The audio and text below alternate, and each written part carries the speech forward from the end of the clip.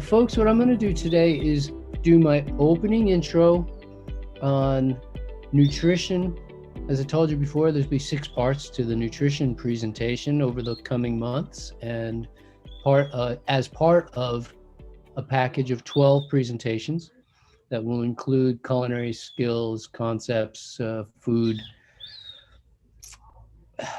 pretty much everything that will put the package of Let's Cook Raw into more perspective for us, so we can see why we do things the way we do them here. But we must start out with some basic things, and that includes, of course, what is nutrition, and how does nutrition work? Is there a way to really understand what makes nutrition work for us? It's an interesting world. It tends not to be the world that most people think it is. But this is pretty common as we start looking at the raw food world, if we'll call it that. That there's a lot of misconceptions out there. There's a lot of misunderstandings. There's a lot of slanted influences and all the stuff that we learned as we got interested in nutrition, as we got interested in eating better, improving the quality of our food. We just didn't have a fantastic number of resources from which to pull real information. So a lot of times the things that we learned about nutrition when we were eating cooked food actually don't even apply when we're eating raw food. Some of the concerns that cooked fooders have don't apply to raw fooders, or some of the guidelines that we use don't really apply to us at all. We're not trying to make a small plate of food or limit the quantities in order to keep our weight down. We're not worried about where do we get our protein. We have to eat this, that, or the next. We're not skipping meals in a vain effort to control weight. Actually, most of the stuff we learned about nutrition had to do with weight management, not really nutrition anyway. And so people would tell you, if you do some cardio and deaden your appetite, then you don't have to eat for a few hours afterwards. Well, I mean, that's counterproductive to recovering from working out. You need to eat after you work out in order to make sufficient glucose available for your body to replenish its glycogen supplies. So a lot of what we learned is incorrect, and I'm not here to talk about the incorrect stuff, nor is it the nature of this presentation to, let's list all of those things, which is another interesting presentation, but it's not this one. Instead, I'd rather focus on what's good, what's valuable, what's useful. We're going to look today at protein, fat, and carbohydrate. These are 3 nutrients that are given different names by different organizations. In older nutrition books, they would talk about macronutrients, micronutrients, proteins, fat, and carbohydrate. In the newer nutrition books, they call macronutrients. The macronutrients used to be the 8 minerals that were in big supply in the body, things like iron, calcium, and the like. But now those are just called minerals. And then the micronutrients today are the things that come in really tiny doses, things that didn't even used to be considered nutrients. There's a class of nutrients today that are known as phytonutrients. These are nutrients that come from plants. You don't find them in animals. There's an unknown number, somewhere between 100,000 and 500,000 of these phytonutrients that we think exist. Maybe there's even more than that. None of those are available when we eat animal products. We get all of those from plants. In fact, when we eat animal products, we only get about 100 nutrients, whereas when we're eating plants, we're getting somewhere closer to 500,000. Uh, when people ask me, like, where do you get your this, that, or the other? And I'm going, guys, there's 500,000 nutrients you're not getting when you're eating mostly animals and animal products. And you're worrying, for me, about my nutrition, eating plants. I'm getting 500,000 nutrients you're not getting. It's really a backwards view as far as I can tell it. We've switched it totally around. It's the defensiveness of, does it really have to be organic, and and prove to me that organic is better, when I know full well that there's no way in this world that any mother, any father, or any person would intentionally put poison on their food. They wouldn't put fungicide, pesticide, insecticide, rodenticide. They wouldn't put any kind of intentional use of poison onto their food, and yet they want me to prove. They know that in the history of the world, however long that is, I'm not get into religion or whatever, but in the history of life on Earth, which may cover hundreds of millions of years, every plant grown on the earth was organic. Everything that every animal ate was organic, or raised organic, and then organic. And organic has been the rule almost exclusively up until the Second World War, or just after the Second World War, when pesticides were introduced. And people are asking me, I mean, the track record of success in the science of biology is, are we still here? So the cockroaches are successful and the dinosaurs weren't. Uh, Organic has been successful for hundreds of millions of years. And we've got a 50-year test on adding poison to our food that so far hasn't gone particularly well. A lot of people have been harmed, a lot of people injured. We don't know the cumulative effect. We don't know what's going to happen to the next and the next and the next generation after that, as the cumulative effect of poisons continues to get worse. So I'm going to focus on the facts. I'm going to focus on the positives. I'm going to, in other words, focus on the goal, go after what I want, rather than telling you what's wrong with what I don't want. That's really not the point here. And with that, I want to go relatively quickly straight into protein, fat, and carbohydrates, which I will refer to as the three caloronutrients, because these are the only three nutrients that give us calories. Minerals don't give us calories. Vitamins don't give us calories. Uh,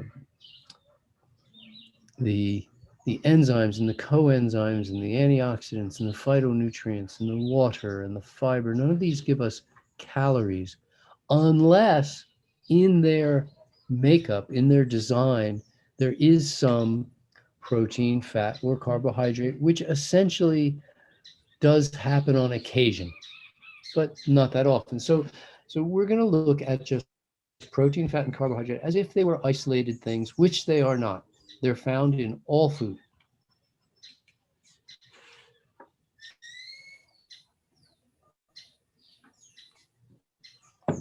Unless those things have been refined out of the food. So if we open a bag of sugar, we won't find fat, we won't find protein, because it's been isolated down to pure sugar, what we call an empty calorie.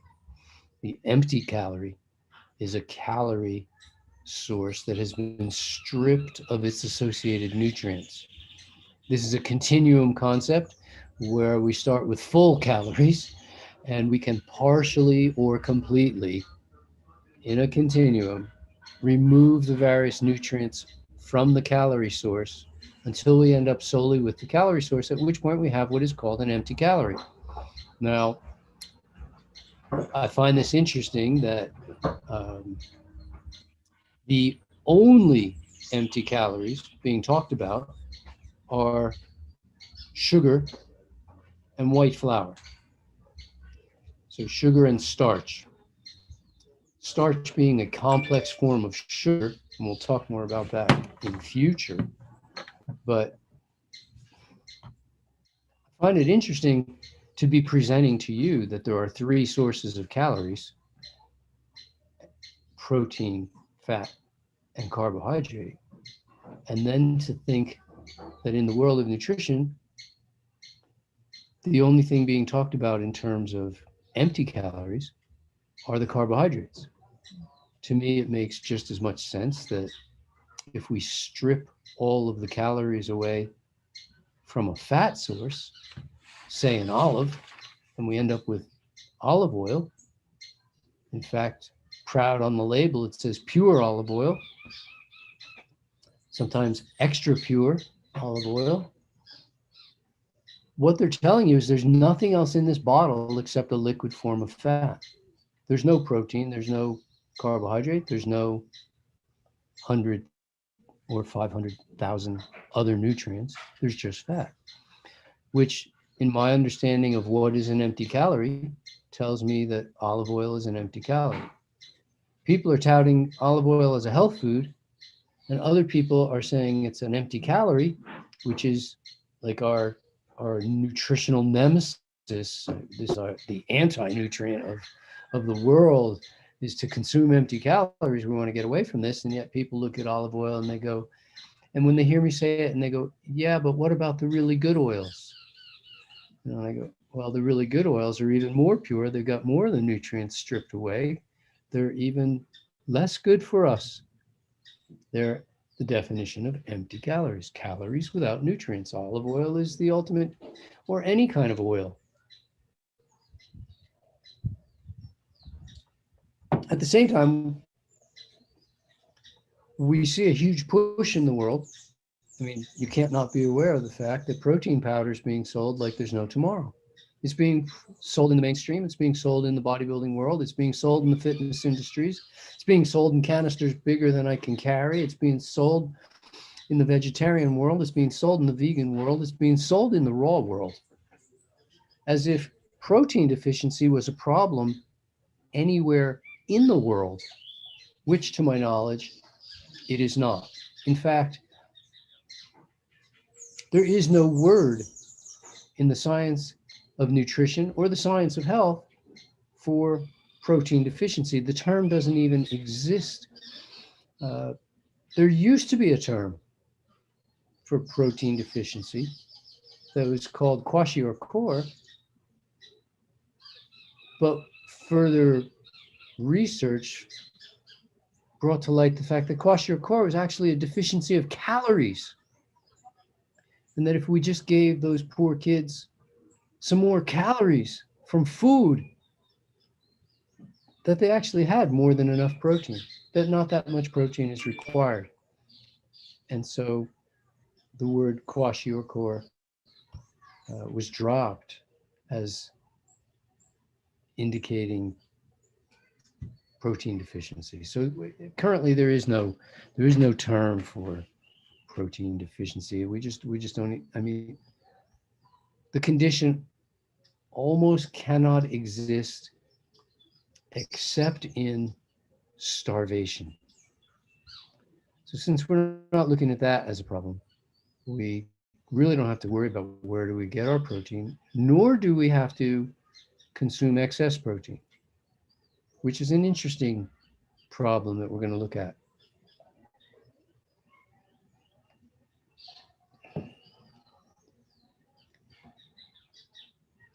Protein deficiency doesn't exist, but protein excess, protein overload, protein oversufficiency is in fact a problem. It overloads the kidneys, it overloads the liver, it overloads the joints as a response. Protein, by its very nature, is typically high in minerals that contain sulfur, which is an acid mineral. It makes sulfuric acid. And it has an acidic effect on the body. Too much protein must be neutralized by the body by the infusion into the bloodstream of calcium. The calcium comes primarily from the joints, from the bones. They say from the joints, from the bones, um, and floods into the bloodstream in order to neutralize the excess protein. But eventually, once the two merge up and neutralize each other, something has to be done with this material.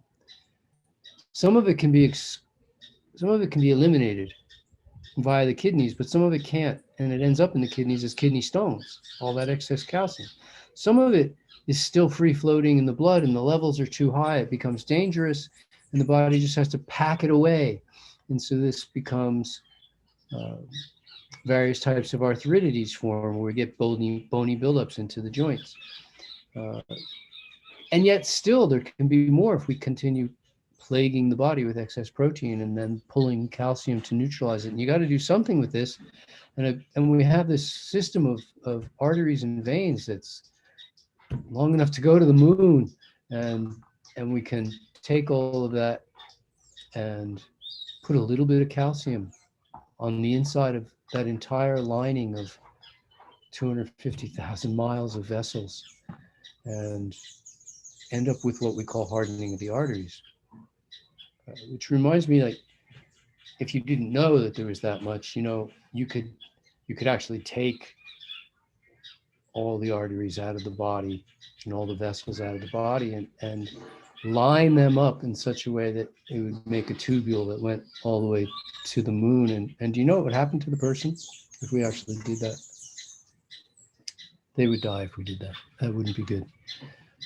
We have to keep them inside, and we have to keep them functional, and we can't let the calcium build up on the inside of our arteries, because then we get hardening of the arteries. We lead to a condition where the arteries can't expand and contract with each heartbeat. And so instead, they become prone to burst. And a burst artery is far worse than just a burst hose, because you then bleed out, and depending on where the bleed happens, if it happens in your chest cavity, you probably have 3 more heartbeats, maybe 4 before you die. If it happens in your brain, you have a bleed, and then you maybe get 6 to 12 hours before you die. It's not a good thing, no matter where it happens.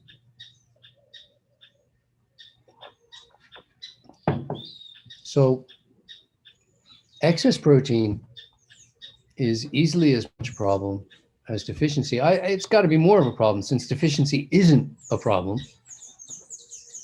I find it funny, though. I've been in many homes, made many meals for many people, or with many people. And a common question that comes up when we're talking about nutrition is, where do you get your protein? And, I eat plants, they've got plenty of protein. Elephants eat plants, they get plenty of protein. Cows eat plants, they get plenty of protein. Horses eat plants, they get plenty of protein. I'm not worried. Beasts of burden all eat plants. They obviously have plenty of protein. Ox, built like an ox, plenty of protein, just eats grass. And I find it humorous, we're going to build on where I started, that this question is typically asked over the food prep part of the meal. We're preparing the food. Somebody's making a salad. They're pouring oil over the salad. That's common. Okay. What's not common is to measure how much oil you pour on the salad. I think even in our audience, if we go, how many people pour the olive oil and how many people put into a spoon and then put it onto the salad, most people would say they pour. At least that's been my experience with other audiences. Most people just pour the olive oil. Okay. So the salad itself might have 100 calories, or it might have 200 calories if it's a really big salad. The vegetable portion has 100 or 200 calories. And they're pouring on 3, 4, 5, 6, 7, 800 calories of olive oil. The olive oil is being carried by the vegetables. The vegetables are a delivery service for the olive oil, which is the bulk of the meal. 3, 4, 5, 6, 7, 800 calories of olive oil is easy to pour on. But the olive oil, if you recall, was an empty calorie food, meaning not only did it have no other nutrients, vitamins, minerals, enzymes, coenzymes, and on through that list, but it's also stripped of protein. So while the person is asking me, where do I get my protein? And I get mine by eating plants. So I'm going to eat a bigger salad than they are. They're putting on a food, the bulk of the calories of their meal, 2, 3, 400% of their calories. No, that's not correct. 40, 60, 80% of the calories of their meal is coming from a food that has no protein. And they're asking me, where do I get my protein when every food in my meal has protein in it? I find this funny, and even funnier that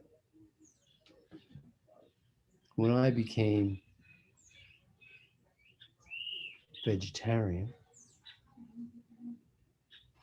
the non-vegetarians would ask me, where do I get my protein? And when I switched over to something, you pretty much call it macroneurotic, the vegetarians were asking the macroneurotics, where do you get your protein? And when I became a vegan, then the vegetarians and the macros are asking me, where do I get my protein? And when I went raw, the vegans are asking me, where do I get my protein? And I thought all those people knew where they got their protein from. And when I became a low-fat raw vegan, all the other raw vegans are asking me, where do I get my protein? Meanwhile, I never worried about getting protein. I've been an athlete my whole life. I don't call myself an athlete, really. I'm just an active. I've been an active person my whole life, but I never bumped into a protein deficiency. Never had trouble building muscle when that was my goal. It's not my current goal to build muscle, although I'd like to continue to build strength. So what the heck is protein for? Protein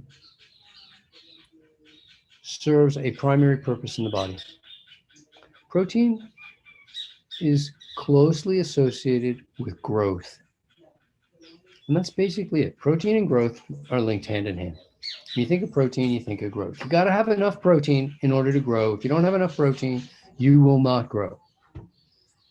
And that's essentially protein's only claim to fame, is protein is associated with growth. We find protein in every plant, in every cell of every plant. Protein is ubiquitous in this regard. And protein is used for growth. Now, a mother's milk is 6% protein. The standard Western diet is about 11% protein. Average protein consumption around the world for the poor, the rich, everybody else runs around 10.5 to 11% protein. It's almost double what we find in mother's milk. But babies between year 0 and 1 grow more than any other time in human development. And they're on a low protein food. Granted, they eat a little more calories per body weight than we do. But darn it, I'm not growing at all, except in between my ears. I'm not growing, I'm not putting on muscle this year. I'm going to maintain what I've got. But protein isn't part of maintain what I've got. Protein is part of growth. We could, if we really wanted to, create a subset of growth. Because you just bit your cheek while you were chewing something, or you cut your finger while you were cutting something, or doing something. You're opening a letter and you cut your finger, or you stubbed your toe and did a little damage. And so now you need to repair. So if growth was in letters 10 feet high, repair would be in letters 1 inch high. It would be like growth and repair. Be like that. But yes, growth is a subset of, repair is a subset of growth anyway. So we got to do some repair all the time, but it's nothing compared to growth. And it's a part of growth. It's part of the generic makeup of growth. And so what do we need for repair? We need a little bit of protein. The protein deficiency is not an issue. And that's, to me, the protein story. I often give lectures that are hours long on sports nutrition and never talk about protein because there's nothing to talk about in terms of sports nutrition and protein. But at some point, if somebody's a bodybuilder, and basically bodybuilders are the only people who benefit by growing in muscle size, they need sufficient protein, but they also suffer if they consume excess protein. More doesn't equate with better in this regard. They just need enough. Why do they consume so much protein typically? Because they don't consume enough carbohydrate to meet their calorie needs. And so they consume more protein, which their body has to then convert into carbohydrate for them so that they can use it for their fuel needs. It's exceptionally inefficient, so you end up consuming more than you need and not having fantastic health as a result. Hence, fantastic number of bodybuilders die of the same few liver-related, kidney-related, heart-related diseases. And pretty much the same ones as everybody else too. I'll give you time for questions. I won't go as long. I want to look a little bit at fat. And fat is super important. You got to have fat. Nobody lives without fat. I mean, your brain is made of fat to a great degree. When people call you a fathead, they're really not that far off.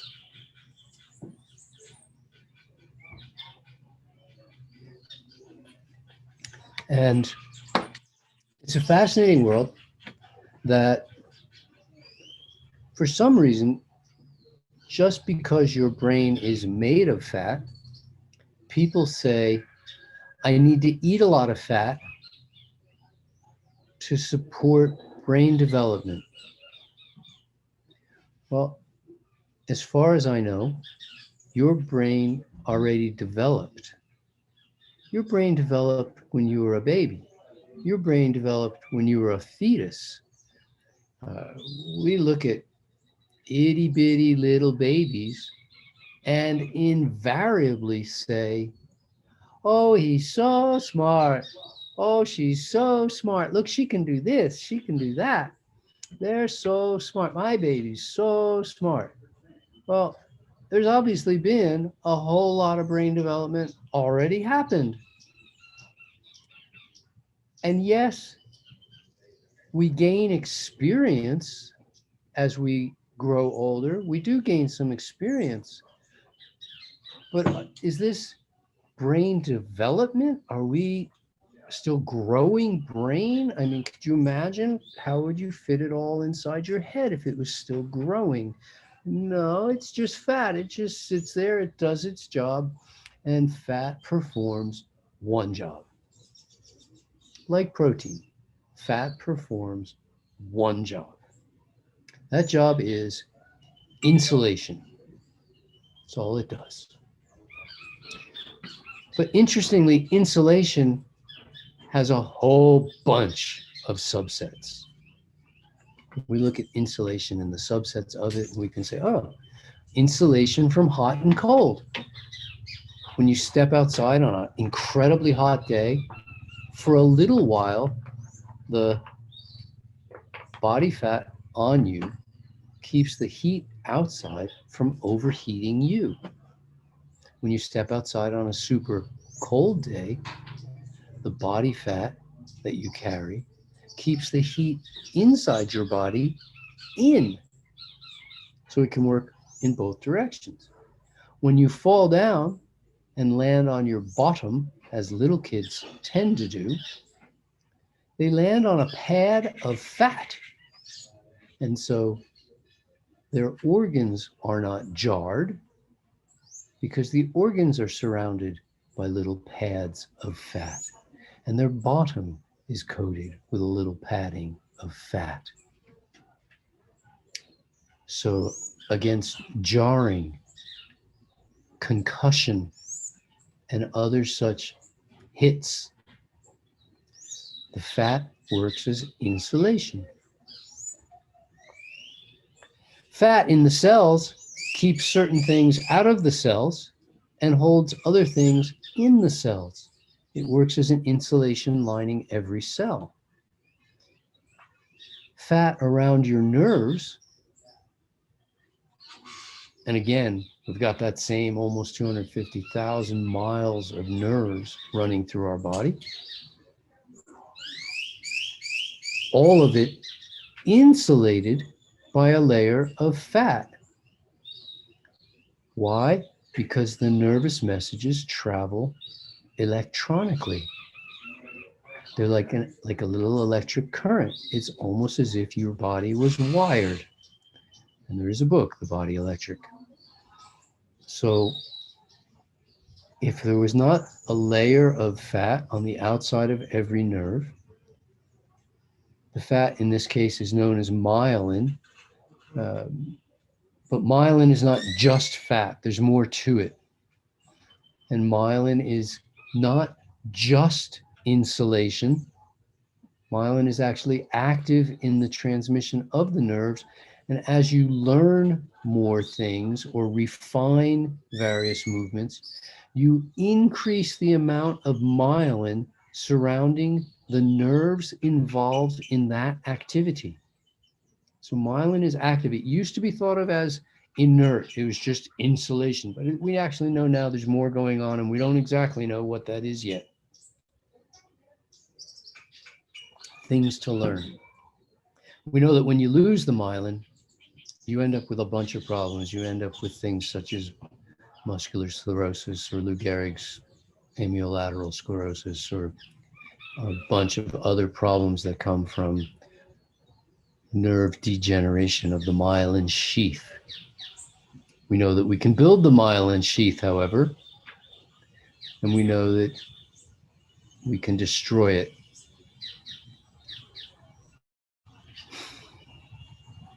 Insulation electric, like electric wires. So we're keeping the electric in, and we're keeping the water out. The myelin keeps the water out of the nerve so that the wires don't touch water, because we know that's always a spark too. You could electrocute yourself. We don't want that to happen. The insulation happens in as many ways as you can think of it, from shock, from hot and cold, from electricity, from keeping you go into water and go swimming and have yourself a nice time.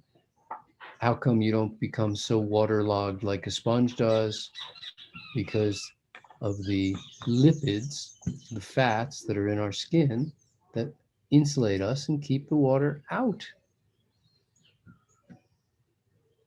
Fascinating world, huh? There's a lot of detail, and we can make things very complicated.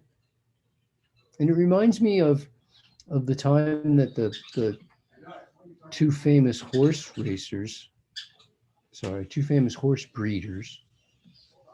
having the discussion over who breeds a better horse, the English or the Americans. And the English said that they breed better horses because they've been breeding horses for 1,000 years. And they figured it out. And they've been training horses. They're better at it. I mean, there's no question. When the Americans said, yeah, but we do better with nutrition in our horses, and we know how to train horses to become more physically fit, and our horses are better. And the only way to solve this problem was have a race. And in the race, it turned out that the American horse did in fact win. When the American papers, said the American horse won, and the great horse race, the American horse won, and the British horse came in second. But in the British papers, they announced that in the great horse race, the British horse This is a huge international race. The British horse came in second. The American horse came in next to last. So it's just, how do we present it?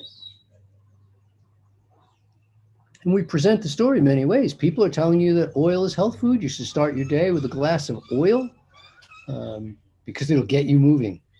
I mean, it's empty calories, folks. Let's not lose track of empty calories. And how, when we got interested in nutrition, one of the very first things we learned is what you see on my shirt, Whole Foods. T. Colin Campbell wrote a book on Whole Foods. I mean, what a deal. We know that Whole Foods, I think there's a store. We understand Whole Foods. And yet we're pouring oil as if it was health food. You can go into the health food store and buy oil. Why? How can that possibly, how can we not see the contradiction and be baffled, make better choices, realize that it can't possibly be both. It can't be empty calorie, the world's worst thing, fractionated food, the world's worst thing, and be the be all end all of health is to put in the really good oils. I mean, it can't be both ways. At some point, we have to stand up for what we believe in rather than just falling for anything. Which brings us to carbohydrates. We have to at least discuss carbohydrates in a discussion about protein, fats, and carbohydrates. And carbohydrates also have one function in the body. And I'll have to think, but as far as I know, there's no subsets. Protein even had subsets, you know, and fat had lots of subsets, but as far as I know, carbohydrates primarily are used for fuel. They fuel the body.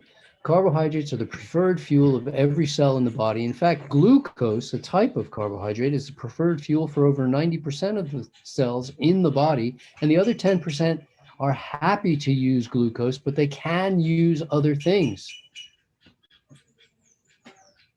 Glucose is the preferred fuel of the body.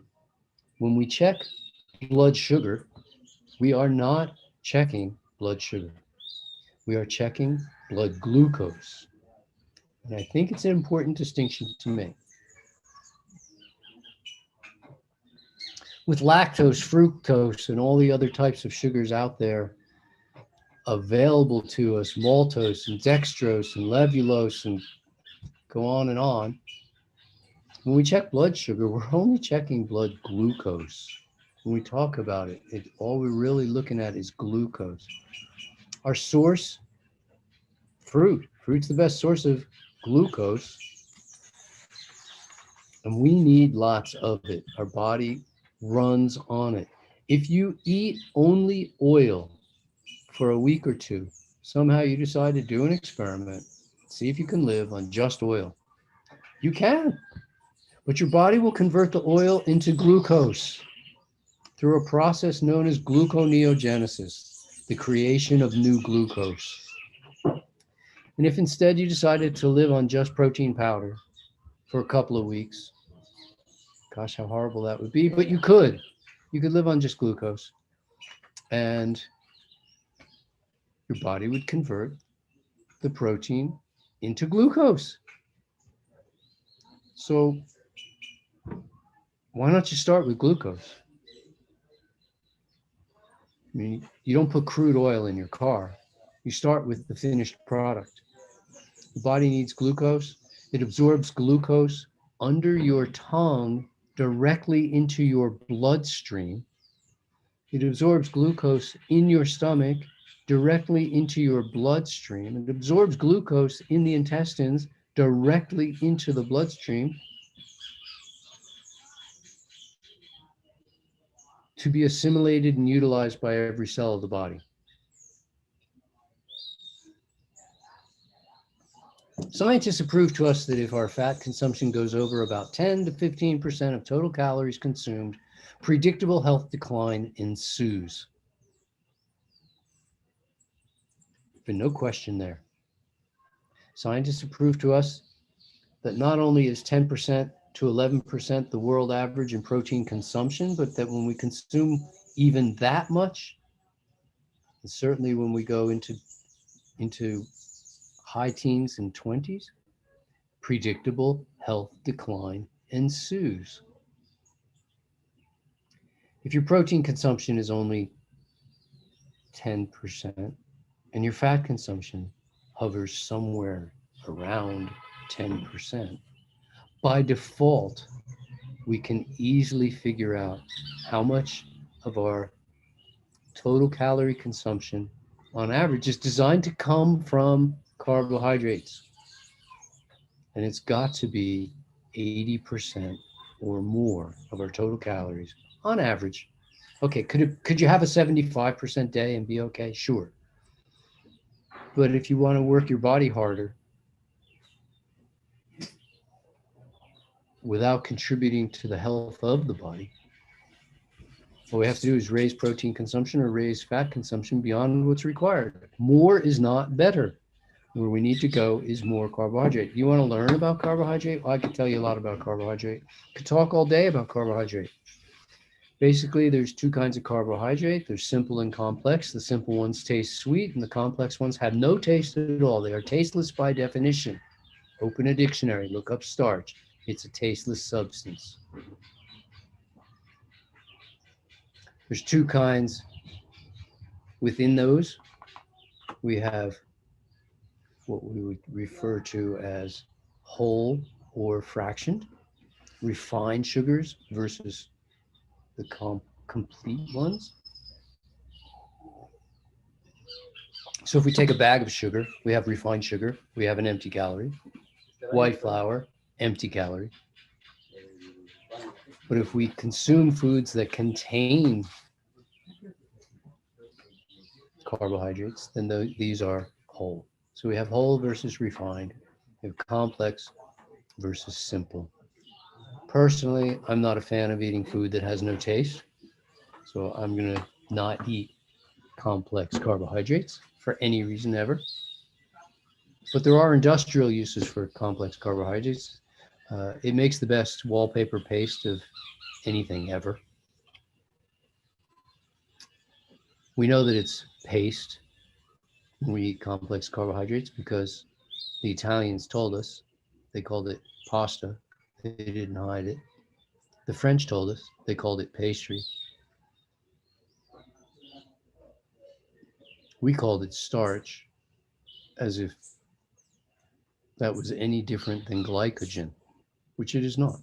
Complex carbohydrates in animals are called glycogen. Complex carbohydrates in plants are called starch.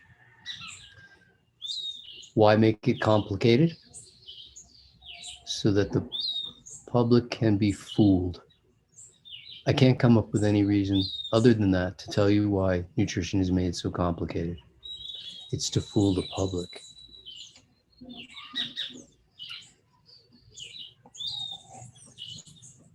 When we consume enough carbohydrate to meet our fuel needs, and we sleep enough to meet our energy needs, we've got a match made in heaven. And we can just go and go and go. When we unleash ourselves by reducing fat consumption and protein consumption while raising carbohydrate consumption to meet those for which we are designed, this is when we move forward on all cylinders. This is when we start to get the unleashed feeling that people talk about on the raw vegan diet, especially the low-fat raw vegan diet. Is it low as in too low? No, it's low as in comparison to most people who are on a high-fat diet. But it is not too low. It doesn't indicate, hey, when you go get a blood test and you come out low in iron, that's a problem. But a low-fat vegan diet does not mean that we're on too little fat. It just means compared to all the people eating too much fat. I'm open to questions. We have places to go. I want to talk about a great program that's coming up. It's an exciting day. This is just part one, folks, of what will be a 12-part program, by the end of which you will know more about nutrition than an easy 99% of the people on the planet. And it will be not only understandable, but it will be congruent education that is not riddled with contradictions. Here's to your health.